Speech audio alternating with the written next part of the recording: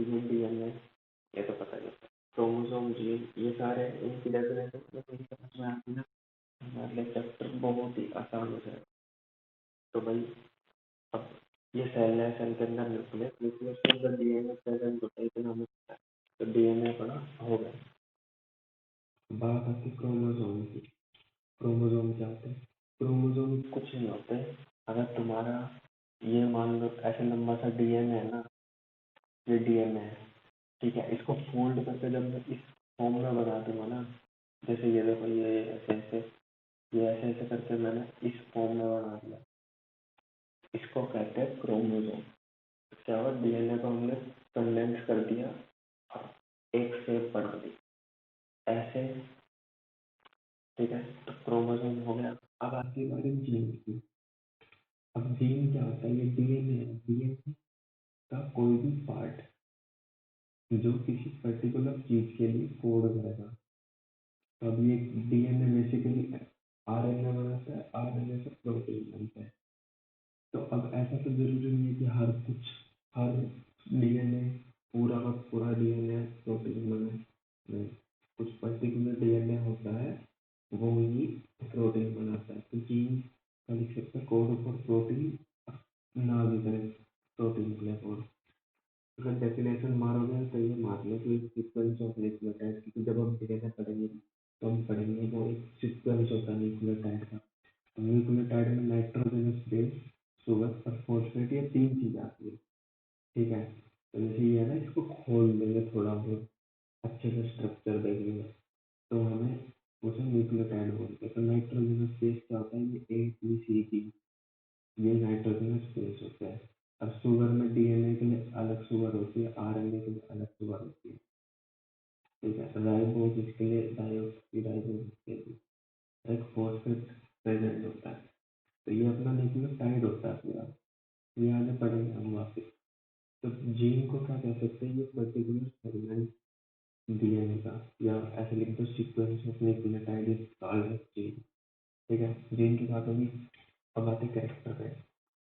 Character पे ले सकते हैं जैसे सीड का शेप, सीड का कलर। हाँ भाई, कैरेक्टर समझ में आया? कैरेक्टर क्या होते हैं? ठीक है, सीड शेप, सीड कलर, ठीक है। अब इसके नीचे आ जाएंगे ट्रेट। तो दो ट्रेट होते हैं, डोमिनेंट ट्रेट, रिसेसिव ट्रेट, ठीक है। अब मान लो हम ले सकते हैं सीड शेप लेंगे और उसमें दो ट्रेट आएंगे, एक डोमिनेंट, एक रिसेसिव। डोमिनेंट वाला क्या करेगा? रिसेसिव को खा जाएगा, खा जाएगा इन द सेंस उसके ऊपर जाकर बैठ जाएगा। अब उसको एक्सप्रेस होने ही नहीं देगा। तो डोमिनेंट अपने आप को एक्सप्रेस कर सकता है, रिसेसिव नहीं कर सकता। तो दो ट्रेट अपोजिट होते हैं एक दूसरे से। अगर वो एक्सप्रेस हो रहा है तो वो नहीं होगा, वो हो रहा है तो नहीं होगा। इन देख सकते हो चाहे वो आगे पढ़ेंगे। पर बेसिकली ये देख लो, कैरेक्टर अगर सीड कलर है तो ट्रेट दो होंगे, एक डोमिनेंट, एक रिसेसिव। अब ना ये थोड़ा कंफ्यूजिंग है कि भाई डोमिनेंट ट्रेट येलो होता है सीड कलर में। ये थोड़ा याद रखने वाली चीज है, क्योंकि हमने पी प्लांट ले रखी है, मटर तो हमें हरी लिखी है। अब हरी लेके हम सीड कलर ग्रीन को डोमिनेंट मान देते हैं, लेकिन वैसी बात नहीं है। तो इसमें डोमिनेंट ट्रेट येलो और ग्रीन, ठीक है।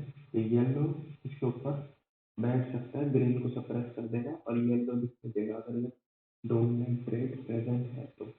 ट्रेट और कैरेक्टर समझ में आया? कैरेक्टर सीड कलर, कैसा कलर है वो हो गया ट्रेट, ठीक है। अब बात आती है एलील की। ये थोड़ा कंफ्यूजिंग है। अब एलील को क्या कह सकते हैं? एलील कुछ नहीं है, एलील फॉर्म ऑफ जीन है, ठीक है। जीन का ये पार्ट है, जैसे जीन डीएनए का एक पार्ट था, अब जीन का ये पार्ट एलील हो गया, ठीक है। जैसे ए बी, ए बी क्या होता है? अपने जो ब्लड ग्रुप होता है ना, ठीक है, उसके लिए होता है, आगे पढ़ेगा वैसे सब कुछ। जैसे ए बी एक जीन है, लेकिन इसको कंट्रोल क्या करते हैं? 6 एलील करते हैं, 6 एलील होते हैं, वो कंट्रोल करते हैं एक जीन को, ठीक है। जैसे मान लो ये एक जीन है, लेकिन ये पांच, इसके 5 एलील है, ठीक है। ये एक जीन है, इसके 5 एलील है। समझ में आई बात?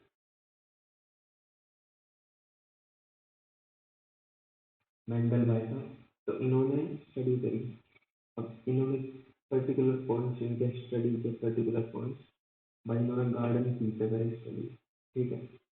अब इन्होंने ना दो चीज़ों को मिक्स करके अपनी स्टडी करी, जैसे स्टैटिस्टिकल एनालिसिस, मतलब क्या होता है, नंबर जो हम इकट्ठा करते हैं भाई और ग्राफ वगैरह बनाते हैं ना नंबर से, वो हो गया, तो उसे बोलते हैं स्टैटिस्टिकल एनालिसिस।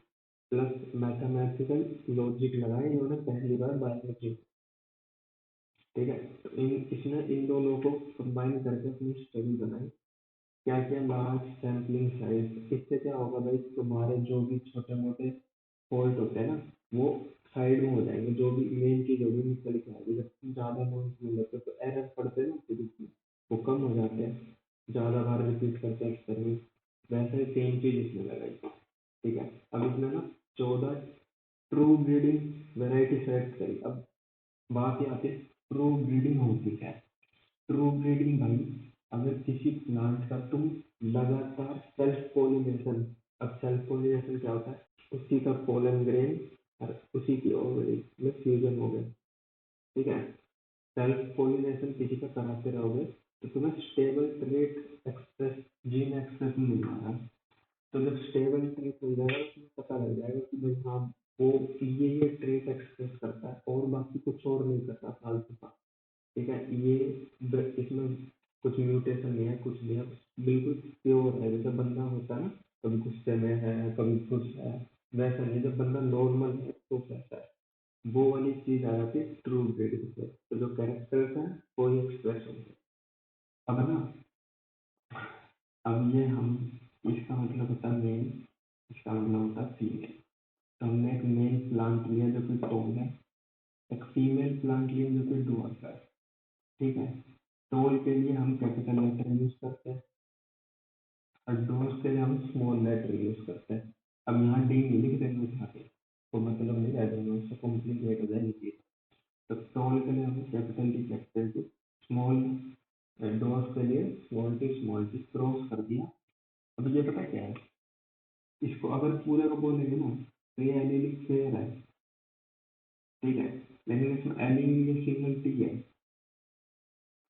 समझेगा। इसे बोलते हैं पुनेट स्क्वायर, ठीक है। तो पुनेट स्क्वायर में क्या करते हैं, जैसे लाइन खींच के इधर लिख दिया मेल के, तो एलिन लिख दिए, टी और टी इसके भी लिख दिए और यहाँ से लिख दिए सारे। तो हमें देखेंगे ना तो सिर्फ हमें ये मिल रहा है, ये निकल के आ रहा है, ठीक है। अब मैंने क्या बताया था कि जो डोमिनेंट होता है ना वो सिर्फ के ऊपर जाके बैठ जाए, तब ये टी है, कैपिटल टी, तो ये तो टोल दिखा रहा था और स्मॉल टी डोर दिखा रहा था, लेकिन ये जाके बैठ गया इसके ऊपर, तो सारे टोल दिखेंगे, ठीक है। तो अब हमने क्या करा, सेल्फिंग कराई। सेल्फिंग किसकी कराई, F1 जनरेशन की। अब ये हो गए पेरेंट, पेरेंट के बाद F1 जनरेशन आती है, उसके बाद F2 आएगी। हम बस F2 तक ही पढ़ते हैं, F3 F4 सही तक ले जाओ। पहले पेरेंट, पेरेंट के बाद F1 जनरेशन। तो F1 जनरेशन में हमें सारे टोल प्लांट मिले, सारे जितने भी मिले। तो ये क्या कर रहे हैं, ये एक ही पेरेंट को एक्सप्रेस कर रहे हैं, क्योंकि टोल पेरेंट एक ही है, एक ही पेरेंट को एक्सप्रेस कर पा रहे हैं। अब इनकी क्या करा है, हमने हेल्पिंग, तो इसको इससे कर दिया, सेम इससे कर दिया, तो हमें F2 जनरेशन निकल के आएगी, ठीक है। तो इसमें क्या है, एक कैपिटल डी, ये एक, दो ये निकलेंगे और एक स्मॉल टी निकलेगा, ठीक है। पहली बात समझ में, ये पुनेट स्क्वायर होता है, ये F2 जनरेशन है, ये दोनों पेरेंट्स को रिसेंबल करता है, ठीक है। अब भाई ये चीजें होती है, फिनोटिपिक रेशो, एक जीनोटिपिक रेशो। फिनोटिपिक वो होती है जो हमें बाहर से दिख जाए, जीनोटिपिक होती है भाई हम दूसरे उसके अंदर जीन देखते हैं, ठीक है। अब फिनोटिपिक में तो मुझे भाई ये भी टोन दिख रहा है, ये भी टोन दिख रहा है, मेरे को क्या पता उसमें स्मॉल टी भी घुसा पड़ा है, ठीक है। तो तीन टोन, एक स्मॉल, ये तो स्मॉल ही दिखेगा। जीनोटिपिक में क्या है, हम जीन लेवल पे बात करेंगे, तो एक है जो प्योर टोल है, जिसे हम क्या कहते हैं, होमोजाइगस। ठीक है। फिर दो ऐसे हैं जो मिक्स है। एक है जिसमें स्मॉल टी है, तो एक में कैपिटल टी, इसमें भी स्मॉल टी, इसमें दोनों है। अब होमोजाइगस क्या होता है? होमो मतलब सेम, हेटेरो मतलब अलग। तो होमो मतलब सेम, तो कैपिटल टी, स्मॉल टी, तो इसे बोल देंगे होमोजाइगस। और हेटेरोजाइगस क्या हो गया? स्मॉल टी, कैपिटल टी, जो मिक्स होता है। अब क्या हो गया? अब मेंडल ऐसे कहता है कि भाई यहाँ पे डॉग था, तो पहली जो जनरेशन हुई हमारी उसमें हमें टोन मिले, मतलब एक ही पेरेंट मिला। ठीक है। तो ये तो मिला ही नहीं। अब आगे जब हमने इसको ही वापस से सेल्फ कराई, फिर बनाए, तो हमें ये एकदम से मिल गया। तो इसने एक जनरेशन क्या कर दी? स्किप कर दी। ठीक है। ये एकदम से यहाँ तो आए नहीं, सीधा यहाँ एक्सप्रेस हुआ यहाँ पे आके। एकदम से हमें यहाँ पे तो सारे टॉल प्लांट मिल गए, यहाँ पे वापस से क्या करें, स्मॉल डॉर्फ प्लांट एकदम से मिल गया। तो मेंडल कहता है कुछ है जो ट्रेवल होती है दोनों पेरेंट से, और जनरेशन टू जनरेशन ट्रेवल होती रहती है। मेंडल भाई साहब ने उसे नाम दिया फैक्टर्स। पर आज के टाइम में हम उसे बोलते हैं जीन्स। इतनी सी बात है, खत्म हो गई बात। टेस्ट कोर्स बहुत इंपॉर्टेंट है, क्वेश्चन इससे बन जाता है। ठीक है। बोर्ड में तो टेस्ट क्रॉस क्या होता है? हम चेक करते हैं। टेस्ट क्रॉस मतलब किसी चीज को टेस्ट करने के लिए, तो हम चेक क्या कर रहे हैं? भाई वो होमोजाइगस है, हेटेरोजाइगस है। मतलब होमोजाइगस है कि हेटेरो है। ठीक है। या उसका जीनोटाइप क्या है, क्योंकि फिनोटाइपिक में तो हम इन दोनों में डिफरेंस बता ही नहीं सकते। जीन जीन लेवल पे बता सकते, तो जीनोटाइपिक लेवल में डिफरेंस क्या है इनका, या फिर प्योर या इम्प्योर है वो भी बोल सकते हैं। इसमें क्या करेंगे हम? F1 जनरेशन का कोई सा भी एक उठा लेंगे, सारे सेम है, कोई सा भी एक उठा लेंगे। अब भाई हमें ना पेरेंट लेना है एक, जो डॉर्फ हो। डॉर्फ पेरेंट के साथ हम F1 का क्रॉस करा देंगे, तो ये रहा F1 जनरेशन, अरे ये रहा डॉर्फ पेरेंट। तो अब हमने क्या किया? इसका करा दिया क्रॉस, तो ये बना जो पुनेट स्क्वायर, यहाँ पे हो गए अपने ये, और ये पेरेंट जो डॉर्फ था वो ये आ गया। अब हम जब इसका क्रॉस कराएंगे ना, तो हमें ना ये क्या हो जाएगा अपने पास? टोन, हेटेरोजाइगस है। ठीक है। ये क्या हो जाएगा? डॉर्फ, स्मॉल टी है। जैसे ऐसे एक्सप्रेस कर जाएगा स्मॉल टी की, तो डोमिनेंट तो कुछ है नहीं, तो हमें 2:2 मिलेंगे। आधे प्लांट 50% पॉपुलेशन हमें टोन मिलेगी, और 50% हमें डॉर्फ मिलेगी। ठीक है। लेकिन अगर यही चीज देखें ना कि भाई मान लो हम ये होमोजाइगस ले लेते, ये ले लेते, तो हम तो पता कर रहे हैं, कुछ भी कर सकते हैं। अब अगर ये लेके करेंगे, तो स्मॉल टी अगर क्रॉस करेंगे, तो चारों के चारों हमारे पास स्टॉल प्लांट आएंगे, कोई भी स्मॉल प्लांट नहीं आएगा, जबकि हमने ये डुअर्फ ले रखा है। सेम डुअर्फ है, ये यहाँ भी है, ये यहाँ भी है। लेकिन अगर हेटेरोजाइगस कंडीशन होगी तो 50% पॉपुलेशन आएगी। होमोजाइगस कंडीशन होगी तो 100% डोमिनेंट ट्रेट आ जाएगा, टोन आ जाएगा। ठीक है। दो लॉ होते हैं, law of dominance, law of segregation. आसान से लॉ है, कोई दिक्कत नहीं है। क्या था? Characters controlled by factors. तो जो कैरेक्टर है, जैसे कि सीड कलर हो गया, पोड कलर हो गया, और भी बहुत सी हैं, सीड शेप वगैरह, ये सारे किससे कंट्रोल होते हैं? फैक्टर्स। फैक्टर्स क्या है? जीन क्या है? डीएनए का सीक्वेंस ऑफ न्यूक्लियोटाइड। ठीक है। तो जीन कंट्रोल करता है कैरेक्टर पे, तुम्हारे जीन डिसाइड करेंगे तुम्हारे स्किन का कलर क्या होगा। ठीक है। तो फैक्टर्स अकर इन पेयर, अब पेयर में अकर होते हैं ये। ठीक है। और वन डोमिनेट्स अदर, अब डोमिनेट भी और रिसेसिव दोनों प्रेजेंट होता है। कोई एक डोमिनेट कर जाएगा, दूसरा रह जाएगा। ठीक है। अब लो सेग्रीगेशन, भाई नो ब्लेंडिंग ऑफ एलीन। अब एलीन हमें पता है क्या होता है, जीन का एक फॉर्म होता है। ठीक है। रिकवर इन F2 जनरेशन। देखो ये एलीन थे, ये यहाँ पे, अब ये कैपिटल टी स्मॉल टी बने, तुम ये नहीं कह सकते कि भैया मिक्स हो गए। ये दोनों सेपरेट है, बस ये एक्सप्रेस कर पा रहा है, ये एक्सप्रेस नहीं कर पा रहा, क्योंकि ये डोमिनेंट है, ये रिसेसिव है। लेकिन ये मिक्स नहीं हुआ। अगर ये मिक्स हो गए होते ना, तो ये स्मॉल टी हमें यहाँ पे स्मॉल यहाँ नहीं दिखता F2 जनरेशन में। तो ये अलग अलग थे, ये बड़ा था, तो अगली जनरेशन में जैसे ही इसको अपना साथी मिला, इसने एक्सप्रेस कर दिया, इसलिए F2 जनरेशन में हमें रिकवर हो गया। ठीक है। तो लोग सेग्रीगेशन यही बोलता है कि भाई ब्लेंडिंग नहीं होती है एलिमेंट के बीच में, एलिमेंट ट्रांसफर होता है, कोई एक्सप्रेस कर जाता है, कोई एक्सप्रेस नहीं करता। दो चीज पढ़नी है, इनकम्प्लीट डोमिनेंस और कोडोमिनेंस। ठीक है। अगर तुम्हें कहीं लिखा दिख जाए स्नैपड्रैगन या डॉग फ्लावर, या फिर तुम्हें लिखा दिख जाए भाई फिनोटिपिक और जीनोटिपिक रेशो सेम किसमें होती है, फिनोटिपिक और जीनोटिपिक रेशो सेम किसमें होती है, स्नैपड्रैगन, डॉग फ्लावर, तो समझ लो तुम्हें इनकम्प्लीट डोमिनेंस की बात हो रही है।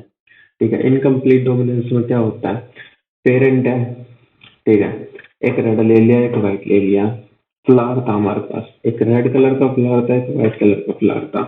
कैपिटल आर रेड को रिप्रेजेंट कर रहे हैं, स्मॉल आर व्हाइट को कर रहे हैं। हमने करा दी क्रॉस, क्रॉस करा के एक आर का आएगा, एक स्मॉल आर का आएगा, और तुम पुनेट स्क्वायर बना के करोगे तो तुम्हें यही मिलेंगे सारे। ठीक है। अब इसका कलर होना चाहिए था रेड, क्योंकि इसमें कैपिटल आर है, तो डोमिनेंस भी कहाँ जाएगा, इसके ऊपर बैठ जाएगा। पर कैपिटल आर बैठता ही नहीं है स्मॉल आर के ऊपर। ठीक है। बैठने के बजाय गुत्थम गुत्था होकर ये पिंक कलर दे देते हैं, ना रेड आएगा ना व्हाइट आएगा। ठीक है। तो इसलिए इसका नाम इनकम्प्लीट डोमिनेंस रखा जाता है, क्योंकि ना इसका रेड कलर आया, जबकि आना चाहिए था रेड नॉर्मली, क्योंकि आर डोमिनेंट है स्मॉल आर के ऊपर। ठीक है। तो अब इनकी सेल्फिंग कराएंगे ना, तो हमें कैपिटल आर, अब ये क्या मिल गया हमें, ये मिल गया हमें रेड, ये दोनों आ गए पिंक, और ये स्मॉल आर का आ गया व्हाइट। तो मतलब ये नहीं है कि इन पिंक और पिंक का करा दिया हमने तो हमें आगे सारे पिंक ही मिले। तो जो पढ़ाया था ना law of segregation, allele mix नहीं होते, कभी भी एलील मिक्स नहीं होते। ठीक है। तो वापस से हमें रेड मिल गया, व्हाइट मिल गया, और पिंक कैसे कैसे चल रहा है। तो ये हो गया रेड के लिए, ये हो गया व्हाइट के लिए, और ये हो गया पिंक। तो ये क्या है, जीनोटिपिक और फिनोटिपिक रेशो दोनों के सेम होते हैं। अब इसे इनकम्प्लीट डोमिनेंस क्यों कहते हैं भाई, अगर डोमिनेंस नहीं कर पाया, इनकम्प्लीट मतलब तुम कुछ काम कर नहीं पाए, उसका काम था कि इसके ऊपर जाकर बैठना, वो बैठ ही नहीं पाया, तो बात ही खत्म होगी। तो इन्होंने पिंक कलर दिखाया। ठीक है। रेड से थोड़ा हल्का, पूरा रेड नहीं, रेड से थोड़ा हल्का।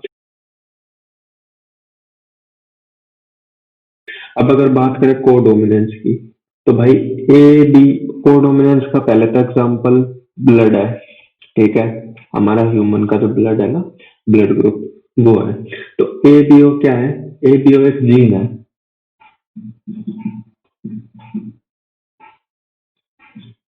ए बी ओ एक जीन है जो कंट्रोल होता है तीन एलील से। तीन एलील कौन से, एक आई ए, आई बी, और एक स्मॉल आई, या फिर इसको आई ओ भी लिखते हैं। ठीक है। अब ना ये तीन एलील है, ये तीन एलील एक जीन को कंट्रोल करता है। ठीक है। और ये ए बी ओ जीन हमारे ब्लड ग्रुप को कंट्रोल करता है। Blood group control by gene ABO, ABO को कंट्रोल किससे डिसाइड होंगे, कंट्रोलिंग द सेल्स, तीन एलील से, आई ए, आई बी और आई, तीन एलील हो गए हमारे पास। अब जैसे हमारे पास नॉर्मली दो होते रहे, तो हमें पता होता था एक डोमिनेंट है और ये रिसेसिव है, कैपिटल वाला डोमिनेंट है, स्मॉल वाला रिसेसिव है, लेकिन इसमें तो ऐसा सीन है ही नहीं। तो क्या हमें इतना ये पता है अभी फिलहाल के लिए, तो आई ए और आई बी है ना, वो दोनों इसके ऊपर आके बैठ सकते हैं। मतलब आई ए और आई बी स्मॉल आई से डोमिनेंट है। अब ना मुझे दो एलील चाहिए सिर्फ, मुझे दो एलील दे दो, मैं तुम्हें एक ब्लड ग्रुप निकाल दूंगा। मतलब क्या है, एक ब्लड ग्रुप को बढ़ाने के लिए दो एलील चाहिए, ठीक है। कोई से भी तीन में से दो एलील ले लिए तो एक ब्लड ग्रुप हमारे पास आ जाएगा। अब हमने दो पेरेंट ले लिए वापस से, मेल फीमेल। हमने इसमें तीन लिख लिया, तीन के अलावा कुछ हो नहीं सकता। हमने सारी पॉसिबिलिटी लिख दी, ए बी और आई, ए बी और आई, ए बी और आई।